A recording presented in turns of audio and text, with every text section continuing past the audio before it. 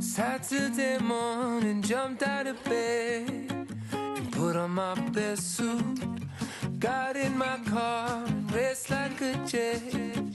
Hey, my name is Brooke, and this is my How to Build a Floor Table 101. First off, you're going to need the right supplies. Now, it depends on where you buy them from, but it should be under $25. The supplies you will need are a round wooden slab, any size you want, and then a smaller round wooden slab to go on top of it, blue paint, tile pieces, a knife, a screw, and a lug nut. Okay, so the first thing you're going to want to do is you're going to want to take the tile pieces that you bought from the store. They can be any different color, anything you want. You don't have to do the same as what's in the picture.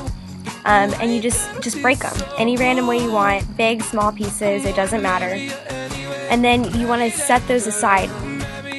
The next thing you're going to want to do is you're going to want to take your 2 round pieces that you bought and you're going to want to paint them. Now, for me, I did the color blue. Blue's my favorite color, so of course I'm going to use that. So any kind of paint you want. I know I mentioned that you needed blue paint at the beginning, but it could be any color. And then you want to paint them, and then you want to set them aside to dry too. Now, something I also forgot to mention is you're going to have 4 wooden pegs to go to make the legs for this table. You're also going to want to paint them whatever color. It doesn't matter. You can choose any color with that too. And once you paint them, you set them aside with the 2 wooden pieces. Then once everything is dry, you can complete the next step. Now, honestly, the next step is going to take the longest, and you could probably just use a drill, but I was poor living in an apartment, so I used a knife, which is one of the supplies that I listed. So you're going to want to take your drill or your knife, and you're going to want to make a hole in the center of both pieces of the round wooden slabs. Next, you're going to need to take the big wooden slab that you just made a hole in, and you're going to have to make 4 holes in the bottom for the 4 wooden pegs. Then you will take the 4 wooden pegs and you'll put them in, and they should screw into the wood, and the holes that you made should be smaller than the screw that is already attached to the wooden peg, and so it should stay there. And if you really want, you can add super glue to it to make sure that those wooden pegs will stay, but I guarantee they will by themselves because I've already made it, so I kind of know. Next, you will place the smaller round slab on top of the big wooden slab, and you will take your screw that should be long enough to go through both, so you'll have to take measurements and measure it out accordingly.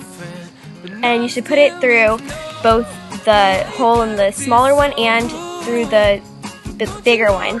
And then you will take the lug nut and you will twist it onto the bottom so that it stays firm. And then you should also be able to move the small wooden round slab piece around, so you should be able to move it. So once you have your table completely together, the only thing you're missing are the pieces of tile.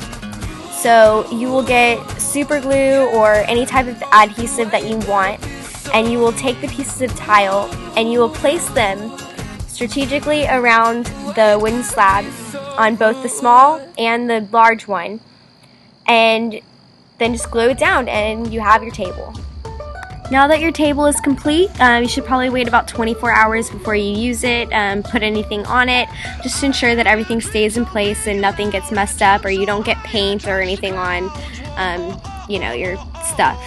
And as you see in the next picture coming up, I did make a chair that went with it, and you can do whatever you want. Honestly, building a chair to go onto it, I haven't really used the chair much. I just sit on the ground, so probably would be best would be to just buy some floor pillows. You can set them up around and that'd be really comfortable.